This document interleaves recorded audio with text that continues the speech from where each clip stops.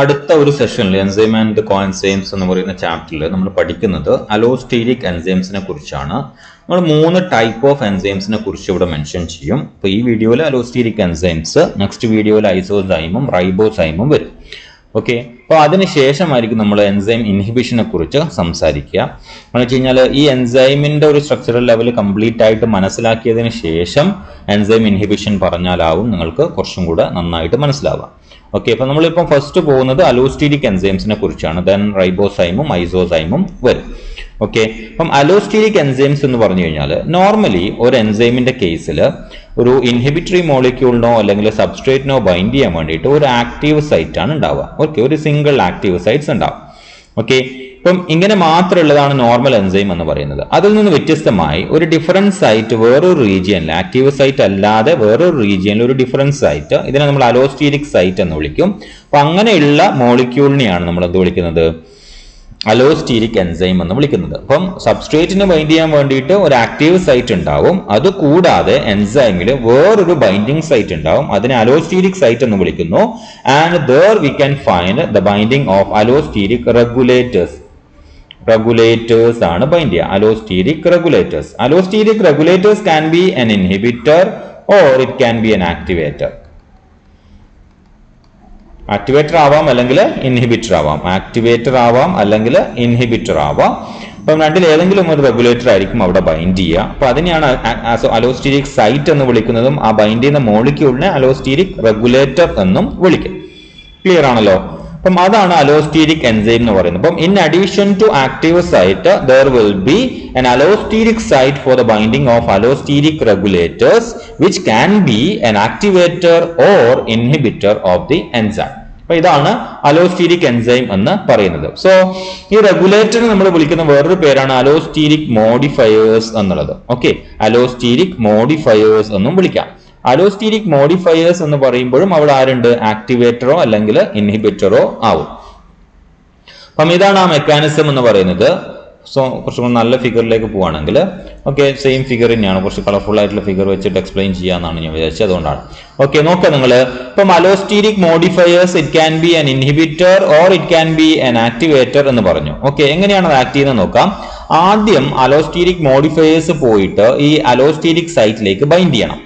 Okay, അതാണ് substrate ഇവിടെ bind ചെയ്യണോ വേണ്ടേ എന്ന് തീരുമാനിക്കുന്നത്. അപ്പൊ ഇൻഹിബിറ്റർ ആണ് ബൈൻഡ് ചെയ്യുന്നുണ്ടെങ്കിൽ active site will be modifying in such a way that substrate cannot bind to the active site. മനസ്സിലായല്ലോ?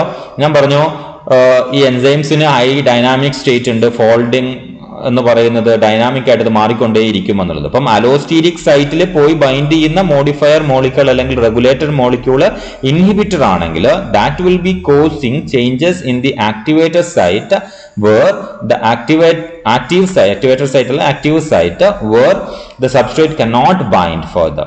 അപ്പൊ അതുകൊണ്ട് തന്നെ enzyme reaction will be blocked. അപ്പം അവിടെ ഒരു എൻസൈം ഇൻഹിബിഷൻ നടക്കും. അപ്പൊ അങ്ങനെ ഒരു എൻസൈം റിയാക്ഷൻ അവിടെ നടക്കില്ല. ഓക്കെ, ഇനി നേരെ ഒരു ആക്ടിവേറ്റർ ആണ് ഇവിടെ ബൈൻഡ് ചെയ്യുന്നുണ്ടെങ്കിൽ if the activator binds to allosteric site, what will happen? The active site will be altered in such a way that the substrate can easily bind there and it can form the product.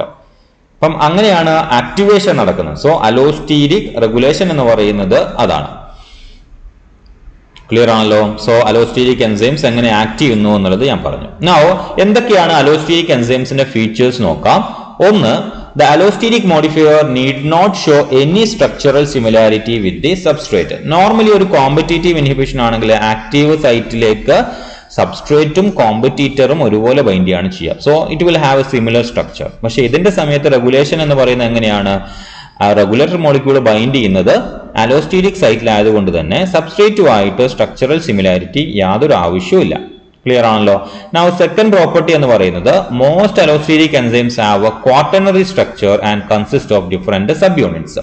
ഇപ്പൊ normal എൻസൈംസിന് tertiary structure ഉണ്ടെങ്കിൽ തന്നെ 3D structure, 3 dimensional അല്ലെങ്കിൽ tertiary structure ഉണ്ടെങ്കിൽ തന്നെ it will become activated. Okay, ഒരു active form, functional form എന്ന് പറയുന്നത് 3 ഡയമെൻഷണൽ സ്ട്രക്ചറിൽ തന്നെ പോസിബിൾ ആണ്. അതേസമയം അലോസ്റ്റീരിക് എൻസൈംസിന്റെ കേസിൽ most of the functional enzymes will be in their quaternary structure. നമുക്കറിയാം പ്രോട്ടീൻ ആണ് എൻസൈംസ്. അതിന്റെ സ്ട്രക്ചറൽ ലെവൽസ് ആണ് പറയുന്നത്, primary, secondary, tertiary and quaternary. എല്ലാ ഫംഗ്ഷനിലും പ്രോട്ടീൻസും ടെർഷ്യറി സ്ട്രക്ചർ അല്ലെങ്കിൽ ക്വാട്ടർണറി സ്ട്രക്ചർ ആയിരിക്കും. Most of the enzymes tertiary structure ആണ് ഫംഗ്ഷണലി ആക്റ്റീവ് എൻസൈം എന്ന് പറയുന്നത്.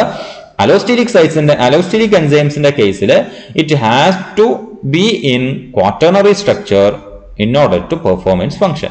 മൂന്നാമത്തെ പ്രോപ്പർട്ടി എന്ന് പറയുന്നത് they act as a key regulator enzymes in metabolic pathways and are called key enzymes or regulatory enzymes. Metabolic പാത്വേയിൽ ഒരു molecule ഉണ്ടാവുന്ന പാത്വേ എന്ന് വിചാരിക്കുക. എക്സ് എന്ന് പറയുന്ന മോളിക്യൂള് മൾട്ടിപ്പിൾ എൻസൈം റിയാക്ഷൻ വഴി പ്രോഡക്റ്റ് ഉണ്ടാവുന്നു. ഇതിന്റെ ആവശ്യം കഴിഞ്ഞാൽ ഈ പ്രോഡക്റ്റ് ഉണ്ടാവുന്ന റിയാക്ഷൻസ് സ്റ്റോപ്പ് ചെയ്യാന്ന് പറയുന്നത് it is actually function of allosteric enzymes. എങ്ങനെയാന്ന് വെച്ച് കഴിഞ്ഞാൽ ഈ നടക്കുന്ന ഏതെങ്കിലും ഒരു റിയാക്ഷനിൽ ഇന്റർമീഡിയറ്റ് മോളിക്യൂൾസ് ആയിരിക്കും ഇവിടെ അലോസ്റ്റീരിക് റെഗുലേറ്റർ ആയിട്ട് ആക്ട് ചെയ്യുന്നത്. ഇയാൾ പോയിട്ടായിരിക്കും അവിടെ പോയി ബൈൻഡ് ചെയ്യുക. അപ്പം എക്സ് ചിലപ്പം ഫീഡ്ബാക്ക് ഇൻഹിബിഷനിൽ ചിലപ്പം ഇയാൾ തന്നെ സബ്സ്ട്രേറ്റിന്റെ പ്രോഡക്റ്റ് തന്നെ അൾട്ടിമേറ്റ് പ്രോഡക്റ്റ് തന്നെ ചിലപ്പം റെഗുലേറ്റർ ആയിട്ട് ആക്ട് ചെയ്യും. അപ്പൊ ഇയാൾ പോയിട്ട് അലോസ്റ്റെരിക് സൈറ്റിൽ ബൈൻഡ് ചെയ്യുമ്പോൾ എൻസൈം ഇൻഹിബിഷൻ നടക്കും. So reaction will not happens. As a result the formation of X will not be happening. ഇപ്പം ഒരു required molecules number of molecules ആയിക്കഴിഞ്ഞാൽ ആ റിയാക്ഷൻ സ്റ്റോപ്പ് ചെയ്യണം. അല്ലെങ്കിൽ റിക്വയർഡ് എനർജി ആയിക്കഴിഞ്ഞാൽ ആ എനർജി റിലീസിങ് റിയാക്ഷൻസ് സ്റ്റോപ്പ് ചെയ്യണം. ആ സ്റ്റോപ്പിംഗ് മെക്കാനിസം അങ്ങനെയുള്ള എല്ലാ എൻസൈം റിയാക്ഷൻസിന്റെയും റെഗുലേഷൻ എന്ന് പറയുന്നത് it will be through the allosteric enzyme. അതുകൊണ്ട് തന്നെ ഇതിനെ കീ എൻസൈം എന്നും റെഗുലേറ്ററി എൻസൈം എന്നും നമ്മൾ പേര് വിളിക്കും. Now, allosteric enzymes do not follow Michaelis-Menten kinetics. ഒരു നോർമൽ Michaelis-Menten kinetics ഫോളോ ചെയ്യില്ല. ഇതൊരു Michaelis-Menten kinetics കാണിക്കുന്ന സിമ്പിൾ എൻസൈം ആണ്. ഓക്കെ, അതേസമയം അലോസ്റ്റീരിക്കിന്റെ ആ ഒരു പ്രോപ്പർട്ടി എടുക്കുക എന്ന് വെച്ച് കഴിഞ്ഞാൽ സബ്സ്ട്രേറ്റ് കോൺസെൻട്രേഷൻ കൂടുന്നതിനനുസരിച്ചിട്ട് റിയാക്ഷൻ വെലോസിറ്റി കൂടിക്കൊണ്ടേയിരിക്കും until all the enzymes are saturated. അതിനുശേഷം ആ റിയാക്ഷൻ ഒരു സ്റ്റേബിൾ ആയിട്ട് പോകും. അതാണ് നോർമൽ Michaelis-Menten എന്ന് പറയുന്നത്, കൈനറ്റിക്സ് എന്ന് പറയുന്നത്. ആൻഡ് അലോസ്റ്റെരിക്സിന്റെ കേസിൽ നമുക്കറിയാം ഇവിടെ ഉള്ള ഒരു ഗ്രാഫിന്റെ ഷേപ്പ് അല്ല, ഇതൊരു സിഗ്മോയിഡ് ഗ്രാഫ് ആയിട്ടാണ് നമുക്ക് അലോസ്റ്റെരിക് എൻസൈംസിന്റെ പെർഫോമൻസ് വരുന്നത്. ഓക്കെ, അതാണ് ഇവിടെ അഞ്ചാമത്തെ പോയിന്റ് ആയിട്ട് കൊടുത്തേക്കുന്നത്. Allosteric enzyme show a sigmoid curve for the enzyme activity during catalysis. Okay, അപ്പം ഒരു സിഗ്മോയിഡ് കർവ് ആയിരിക്കും. അതേസമയം ഇതിന്റെ നോക്കിയാൽ നിങ്ങൾ അല്ലെ ഒരു ഷേപ്പിൽ ഒരു മാറ്റം നമുക്ക് കാണാൻ വേണ്ടിയിട്ട് പറ്റും. So that's it. ഇത്രയും പ്രോപ്പർട്ടീസ് ആണുള്ളത്. അപ്പം ഇത് Michaelis-Menten കൈനറ്റിക്സ് ഫോളോ ചെയ്യുന്ന ഒരു പെർട്ടിക്കുലർ എൻസൈംസിന്റെ ഗ്രാഫാണ് സബ്സ്ട്രേറ്റ് കോൺസെൻട്രേഷനെ ബേസ് ചെയ്തിട്ട്. അതേസമയം അലോസ്റ്റെരിക് എൻസൈംസിന്റെ കേസിൽ സിഗ്മോയിഡ് ഗ്രാഫ് ആയിരിക്കും ഉണ്ടാവുക. ഓക്കെ, അലോസ്റ്റെരിക് റെഗുലേഷൻ എന്താണ് എന്നുള്ളത് ഞാൻ പറഞ്ഞു. ആക്ച്വലി ഒരു ഫീഡ്ബാക്ക് മെക്കാനിസം ഫോളോ ചെയ്യുന്നു. അതുകൊണ്ട് അതിനെ റെഗുലേറ്ററി എൻസൈം എന്ന്, കീ എൻസൈം എന്നൊക്കെ വിളിക്കും എന്ന് പറഞ്ഞു.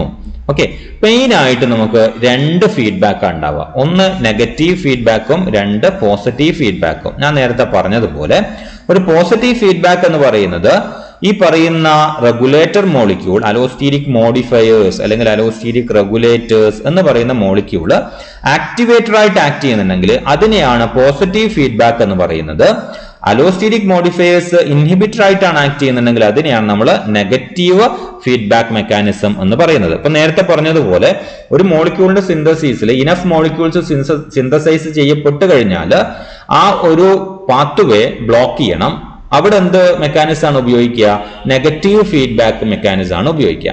അതേസമയം ഒരു മോളിക്യൂള് പ്രൊഡക്ഷൻ ഇൻക്രീസ് ചെയ്തുകൊണ്ടേയിരിക്കണം. ഫോർ എക്സാമ്പിൾ ഓക്സിറ്റോസിന്റെ കേസ് എടുക്കുക നിങ്ങൾ അല്ലെ, മസിൽ കോൺട്രാക്ട് ചെയ്യുന്നതിനനുസരിച്ചിട്ട് എന്ത് ചെയ്യുന്നു? ഓക്സിറ്റോസിന്റെ പ്രൊഡക്ഷൻ കൂടിക്കൊണ്ടേയിരിക്കുകയാണ് ചെയ്യുക. ഓക്കെ, ഓക്സിറ്റോസിന്റെ പ്രൊഡക്ഷൻ കൂടിക്കൊണ്ടേയിരിക്കും. അപ്പം ഓക്സിറ്റോസിൻ വരുന്നതിന് മസിലിന്റെ കോൺട്രാക്ഷൻ കൂടിക്കൊണ്ടേയിരിക്കും. സ്മൂത്ത് മസിലിന്റെ കോൺട്രാക്ഷൻ കൂടുന്നതിന് again it will be activating the synthesis of oxytocin.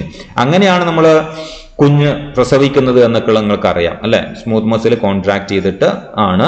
അപ്പം ആ പാർച്യൂറേഷന്റെ സമയത്ത് നടക്കുന്ന ഒരു റിയാക്ഷൻ എന്ന് പറയുന്നത് ഒരു പോസിറ്റീവ് ഫീഡ്ബാക്ക് മെക്കാനിസം ആണ്. ഓക്കെ, അതായത് പ്രോഡക്റ്റിന്റെ അളവ് കൂടുന്നതിനനുസരിച്ചിട്ട് ആ പ്രോഡക്റ്റിന്റെ സിന്തസിസ് ഫർദർ ആയിട്ട് കൂടിക്കൊണ്ടേയിരിക്കുന്നതിനെയാണ് നമ്മൾ പോസിറ്റീവ് ഫീഡ്ബാക്ക് എന്ന് പറയുന്നത്. ഓക്കെ, ഇനി അലോസ്റ്റെരിക് റെഗുലേഷൻ നമ്മൾ പറഞ്ഞു, നെഗറ്റീവ് ഫീഡ്ബാക്ക്, പോസിറ്റീവ് ഫീഡ്ബാക്ക് എന്നുള്ളത്. ഫോർ എക്സാമ്പിൾ എടുക്കുകയാണെങ്കിൽ ഓക്കെ, നെഗറ്റീവ് ഫീഡ്ബാക്കിന് എക്സാമ്പിൾ ആണ് the glycolytic pathway is controlled by various enzyme. An important enzyme is hexokinase. okay, which convert glucose into glucose 6-phosphate. When the amount of glucose 6-phosphate increases, it can bind on the allosteric site of hexokinase and inhibit its catalytic activity. As a result, glucose 6-phosphate synthesis will be blocked. അതൊരു negative feedback mechanism ആണ്. ഗ്ലൈക്കോലൈസിസിൽ നിങ്ങൾ പഠിക്കും. Okay, ഞാനിത് explain ചെയ്ത സെന്റൻസുകൾ ആയതുകൊണ്ടാണ് ഇത് വീണ്ടും അതുപോലെ വായിക്കാത്തത്, ഓർമ്മയിലുണ്ടാവേ. ഇത് രണ്ടും വേണേ. Now regulation by allostatic activation എന്ന് വെച്ച് കഴിഞ്ഞാൽ പോസിറ്റീവ് ഫീഡ്ബാക്ക് എന്ന് പറയുന്ന ഒരു എക്സാമ്പിൾ ആണ്. ഗ്ലൈക്കോലൈസിസ് തന്നെ fructose 6-phosphate is converted to fructose 1,6-bisphosphate, okay, by an enzyme called phosphofructokinase. At a high concentration of fructose 6-phosphate, it will be converted into fructose 2,6-bisphosphate. Okay, ഇപ്പം ഇവിടെ ഒരു molecule further ആയിട്ട് സിന്തസൈസിനെ promote ചെയ്യുന്നു എന്നുള്ളത്. ഇനി നേരെ തിരിച്ച് ഞാൻ നേരത്തെ ഓക്സിറ്റോസിന്റെ കേസ് പറഞ്ഞതും ഓർമ്മിക്കാം. ഓക്കെ, അപ്പോൾ phosphofructokinase is being activated by the presence of fructose 6-phosphate. It's an example of positive feedback.